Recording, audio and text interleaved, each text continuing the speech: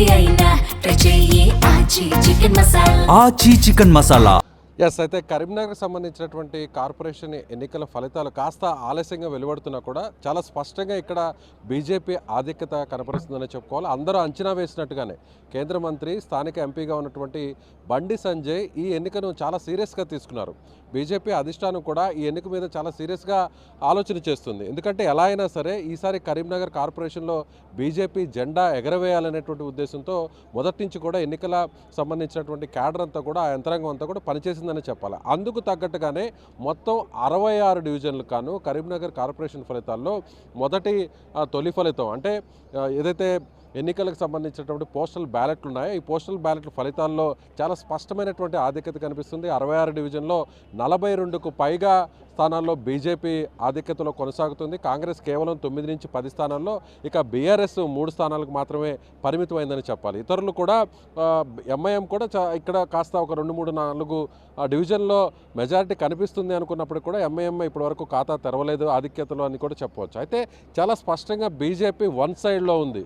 అందరూ ఊహించారు కాస్త 34 స్థానాలు గెలుస్తుందా లేదా, మేయర్ పీఠాన్ని కైవసం చేసుకుంటుందా లేదా అనేటువంటి ఆసక్తి అన్ని పార్టీల్లో కూడా ఉంది. అయితే బీజేపీ మాత్రం మొదటి నుంచి చెప్తుంది ఖచ్చితంగా ఈ కరీంనగర్ స్థానాన్ని, కార్పొరేషన్ స్థానాన్ని తాము కైవసం చేసుకుంటామని చెప్తుంది. అందుకు తగ్గట్టుగానే ఫలితాల సరళి కూడా వెలువడుతోంది. ప్రస్తుతం మనతో బీజేపీకి సంబంధించినటువంటి కరీంనగర్ నగర కీలక నాయకుడు మాజీ మేయర్ యాదగిరి సునీల్ రావు గారు ఉన్నారు. ఆయనతో మాట్లాడదాం. ఆయన కూడా 42వ డివిజన్లో ఆయన కార్పొరేటర్ అభ్యర్థిగా పోటీ చేస్తున్నారు. ప్రస్తుతం ఆయన ఏదైతే ఎన్నికల కౌంటింగ్ సెంటర్ నుంచి బయటకు వచ్చారు, ఆయనకు కూడా చాలా స్పష్టమైనటువంటి ఆధిక్యత కనిపిస్తుంది. నేను పూర్తి స్థాయిలో మెజార్టీ సాధిస్తాను, ఇక గెలుపు ప్రకటన రావడమే ఆలస్యం అంటే ఆయన నేరుగా కౌంటింగ్ హాల్లో నుంచి బయటకు వచ్చారు. సో ట్రెండ్స్ ఎలా ఉన్నాయో కనుక్కునే ప్రయత్నం చేద్దాం. నమస్తే అండి. సో సునీల్ రావు గారు ఏం చెప్తారు? ఇప్పుడు బీజేపీ 42 స్థానాలకు పైగా లీడ్ కనిపిస్తుంది మనకి పోస్టల్ బ్యాలెట్లో. సో నెక్స్ట్ వచ్చేటువంటి రిజల్ట్ కూడా అలాగే ఉండే అవకాశం ఉందంటారా? మేము మొదటి నుంచి కూడా చెప్తా ఉన్నాం ఒకటి, కరీంనగర్ నగర ప్రజలు ఈసారి స్పష్టమైన వైఖరి తీసుకున్నారు.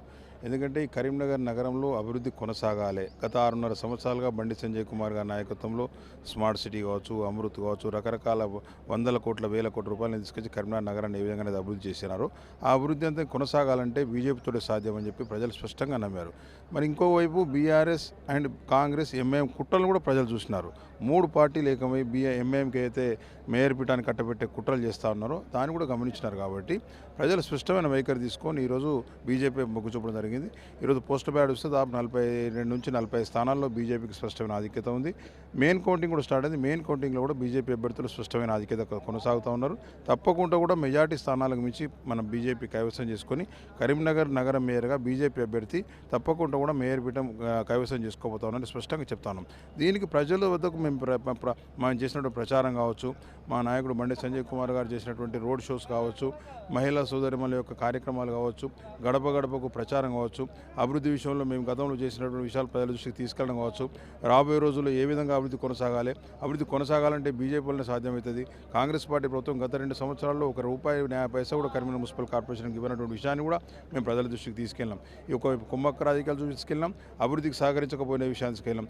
ఒకవైపు మరోవైపు అభివృద్ధి ఏ విధంగా చేసినాం గత 6.5 సంవత్సరాల్లో, రాబోయే రోజుల్లో కేంద్రం ద్వారా ఈ నిధులు తీసుకొచ్చి పెద్ద ఎత్తున తీసుకొచ్చి కరీంనగర్ నగరంలో జరుగుతున్న అభివృద్ధిని కొనసాగిస్తామని కూడా చెప్పినాం. దీనికి ప్రజల యొక్క ఆమోదం లభించింది. 66 డివిజన్లు ఉన్నాయి. ఇప్పుడు ప్రజెంట్ అయితే పోస్టల్ బ్యాలెట్లు చూస్తే 42 వరకు, అంటే వన్ సైడ్ అయితే మాత్రం ప్రస్తుతానికి పోస్టల్ బ్యాలెట్లో ఉన్న రిజల్ట్ కనిపిస్తుంది.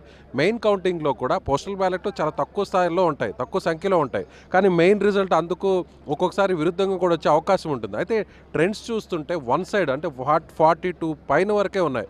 సో రాబోయేటువంటి తుది ఫలితాల్లో ఎన్ని డివిజన్లు మీరు గెలిచే అవకాశం ఉందని అంచనా ఉంది? మేము మొదటి నుంచి చెప్తున్నాం, మెజార్టీ మార్కును దాటుతాం. తప్పకుండా కూడా 35 స్థానాల పైచులు గెలుస్తాం అని మేము మొదటి నుంచి కూడా చెప్తున్నాం. ఆ దిశగా, ఎందుకంటే పోస్టల్ బ్యాలెట్ అనేది ఒక మేధావులు, ఉద్యోగస్తులు, మరి అన్ని రంగాల్లో ఉన్నటువంటి వాళ్ళు వేసేటు పోస్టల్ బ్యాలెట్ ఎంతో ఆలోచించి కానీ వారు ఓటైనటువంటి వస్తే వాళ్ళందరూ కూడా ఒకవైపు సీరియస్గా మరి బీజేపీ మద్దతు చెప్తూ ఉంటే సామాన్య మానవుడు కూడా ఈరోజు కరీంనగర్ నగరంలో జరిగినటువంటి అభివృద్ధిని చూస్తారు.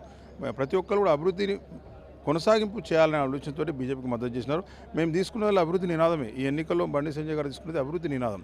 అభివృద్ధిని కొనసాగించాలి, కరీంనగర్ నగరం యొక్క గొప్పతనాన్ని ఇంకా ముందుకు తీసుకెళ్లాలి. ఈరోజు కాంగ్రెస్ పార్టీ నుంచి ₹1 న్యాయ పైసలు లేదు, అభివృద్ధి కుంటుపడ్డది గత 2 సంవత్సరాల నుంచి. బీఆర్ఎస్ పార్టీ అక్కడ కేంద్రంలో లేదు, రాష్ట్రంలో లేదు, వాళ్ళకి ఓటేసినా కూడా అభివృద్ధి చేసే పరిస్థితి లేదు. కాబట్టి అభివృద్ధి చేయాలంటే, అభివృద్ధి కొనసాగాలంటే భారతీయ జనతా పార్టీ అభివృద్ధిని గెలిపించండి, తప్పకుండా నిధులు తీసుకొచ్చే బాధ్యత నాది అని చెప్పి బండి సంజయ్ కుమార్ గారు చెప్పడం వల్ల ప్రజలు పూర్తిస్థాయిలో విశ్వసించారు. దానికి నిజంగా ఈరోజు ఫలితాలు రాబోతున్నాయని చెప్పి తెలియజేస్తాను. సో అదేవిధంగా ఒకవేళ హంగ్ వస్తే అంటే మ్యాజిక్ ఫిగర్ 66లో 34 స్థానాలు ఏ పార్టీ అయినా కైవసం చేసుకోవాలి. ఒకవేళ బీజేపీ కైవసం చేసుకుని ఒకవేళ రానివ్వటువంటి పక్షంలో మ్యాజిక్ ఫిగర్కి ఆ దగ్గరగా ఆనుకున్నటువంటి పరిస్థితుల్లో క్యాంప్ పాలిటిక్స్ ఏమన్నా స్టార్ట్ అయ్యే అవకాశం ఉందా? మీకు సంబంధించినటువంటి కార్పొరేటర్లను కరీంనగర్ నుంచి వేరే ప్లేస్కి ఏమన్నా తరలించే ఛాన్స్ ఉందంటారు? ఇప్పుడు క్యాంపు రాజకీయాలు కాదు, గెలిచినటువంటి అభ్యర్థులందరూ ఒక చోట ఉండడం అనేది ఒక ఆనవాయితీ. ఎందుకంటే 2 రోజుల తర్వాత మేయర్ ఎలక్షన్ ఉంటుంది, డిప్యూటీ మేయర్ ఎలక్షన్ ఉంటుంది. అందరి మధ్యలో ఒక సఖ్యత ఏర్పడడానికి, అందరం కలిసి ఉండడానికి, పార్టీ అధిష్టాన్ని తీసుకుని నిర్ణయానికి అందరూ కట్టుబడి ఉండడానికి ఆ విధంగా ఒక చోట ఉంటాం. మాకు 99.9% పూర్తి ఆధిక్యత వస్తుందని మా నమ్మకం ఉంది. ఒకవేళ ఏమైనా మెజార్టీ మార్కు కొట్టిన స్థితి మాకు చాలామంది లైక్ మైండెడ్ పీపుల్ గెలిచిన వాళ్ళు తప్పకుండా మా వైపు వస్తారు. మాకు ఆ పరిస్థితి వస్తుందని అనుకోవడం లేదు. ఒకవేళ వస్తే మాత్రం చాలామంది కూడా బయట నుంచి మద్దతు ఇచ్చేవాళ్ళు ఉన్నారు, వాళ్ళ మద్దతు కూడా తీసుకుంటాం. వారి సహకారంతో కరీంనగర్ నగరంలో మేయర్ పీఠం కైవసం తీసుకోవడం జరుగుతుంది. సో ఓకే, అదేవిధంగా వేరే పార్టీలు కూడా అంటే ఇక్కడ పోటీ బీజేపీ కాంగ్రెస్ మధ్య ఉంది. బీఆర్ఎస్ ఇప్పుడు వచ్చేటువంటి స్థానాలను బట్టి కూడా బీఆర్ఎస్ ఒకవేళ ఎట్లాగూ గెలవనటువంటి పరిస్థితి వస్తే అప్పుడు బీఆర్ఎస్ బీజేపీకి సపోర్ట్ చేస్తుందా అనేటువంటి ఒక అంచనా కూడా రాజకీయ విశ్లేషణలో కనిపిస్తుంది. అలాంటి పరిస్థితి ఏమైనా ఉండబోతుంది?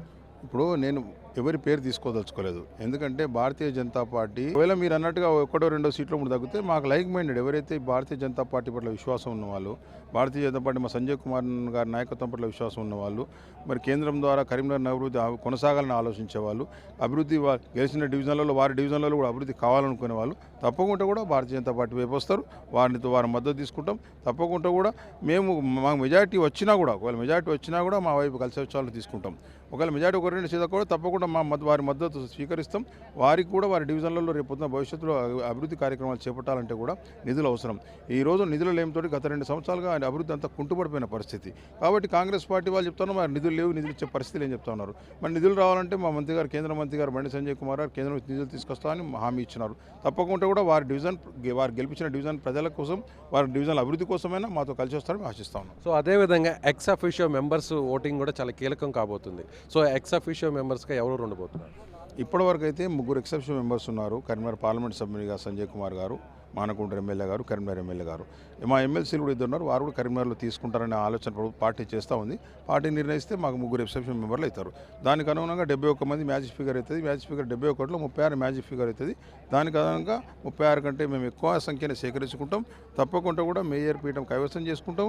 నేను మేయర్గా దిగిపోయే రోజు కూడా చెప్పాను, తప్పకుండా భారతీయ జనతా పార్టీకి భవిష్యత్తు ఉన్నది, భారతీయ జనతా పార్టీ మేయర్ వస్తుంది. ఆ విధంగా మేయర్ భారతీయ జనతా పార్టీ ఆధ్వర్యంలో కరీంనగర్ నగరంలో ఏదైతే ఆగిపోయిన అభివృద్ధి, గత 2 సంవత్సరాల నుంచి ఆగిపోయిన అభివృద్ధి, కేంద్రం నుంచి వచ్చే నిధులు తప్పితే రాష్ట్రం నుంచి ఒక 50 నిధులు రావడం లేదు. పనులన్నీ ఆగిపోయినాయి. కేంద్ర ప్రభుత్వం ప్రకటించిన వాటికి తప్పకుండా నిధులు వస్తూ ఉన్నాయి. అదేవిధంగా నగరంలో ఆగిపోయిన పనులు కూడా ప్రారంభించాలన్నా, చాలా గ్రామ పంచాయతీ కొత్తగా కలిపినారు, చాలా శివారు కాలనీస్ ఉన్నాయి. ఆ కాలనీస్ అభివృద్ధి చెందాలన్నా, నగరం నడిమధ్యలో ఏమైనా చిన్న చిన్న సమస్యలు పోయి పరిష్కారం కావాలన్నా కూడా తప్పకుండా కూడా భారతీయ జనతా పార్టీ వల్ల సాధ్యం. కాబట్టి మేము అందరూ సహకారం తీసుకుంటాం. మేయర్ మా పబ్బే ద్వారా నగరాభివృద్ధికి తోడ్పడతామని తెలియదు. సో మీ డివిజన్కి సంబంధించి మీది 42వ డివిజన్, మీరు కూడా కార్పొరేటర్ అభ్యర్థిగా బీజేపీ పార్టీ నుంచి పోటీ చేస్తున్నారు. సో మీ డివిజన్కి సంబంధించిన రిజల్ట్ ఎలా ఉంది? ఇప్పుడు మొదటి రౌండ్ 1000 ఓట్లు మాత్రం లెక్కించినారని చెప్పి నేను తెలుసుకున్నాను. ఆ 1000 ఓట్లలో దాదాపుగా 800 పైచీల కోట్లు నాకు రావడం జరిగింది. దాదాపుగా ఇతరుల మీద దాదాపు 750-800 ఓట్ల మెజార్టీ మొదటి రౌండ్లో నాకు ఉన్నట్టుగా సమాచారం ఉంది. తప్పకుండా విశ్వాసం ఉంది నా డివిజన్ ప్రజలు. నేను 5వసారి మున్సిపల్ కార్పొరేటర్గా గెలుపొందడం. 5 సార్లు కూడా నా డివిజన్ ప్రజలు ఎక్కడ నిల్చున్నా కూడా అక్కడ ప్రజలు ఆదరిస్తూ ఉన్నారు. గత ఎన్నికల్లో కూడా కరీంనగర్ నగరంలో హైయెస్ట్ మెజార్టీతో గెలిచినటువంటి చరిత్ర నాకు ఉంది. ఈసారి కూడా ఆ చరిత్ర పునరావృతం అనుకుంటాను. ఇక్కడ నా డివిజన్ ప్రజల అభిమానం, వారి యొక్క దీవెన, వారి యొక్క ఆశీస్సుల వల్ల ఆ విధంగా ఫలితం ఉండబోతుందని ఆశిస్తా ఉన్నాను. రైట్ అండి. సో ఇది బీజేపీ పార్టీ చాలా ధీమా వ్యక్తం చేస్తుంది. ఖచ్చితంగా కరీంనగర్ కార్పొరేషన్ స్థానంలో మేయర్ పీఠాన్ని కైవసం చేసుకుంటాం. సో ఇప్పుడు ట్రెండ్స్ ఉన్నట్టుగానే ట్రెండ్స్కు తగ్గట్టుగానే ఆ మెయిన్ కౌంటింగ్ ఏదైతే తుది ఫలితం కూడా బీజేపీకి 1 సైడ్ మెజారిటీ వచ్చేటువంటి అవకాశాలు చాలా స్పష్టంగా ఉన్నాయి. ఎందుకంటే బండి సంజయ్ ప్రధాన అజెండాగా, బండి సంజయ్ చేస్తున్నటువంటి అభివృద్ధి అజెండాగానే ఇక్కడ ఫలితం రాబోతుందని బీజేపీకి సంబంధించిన నాయకుడు మాజీ మేయర్ సునీల్ రావు చెప్తున్నారు.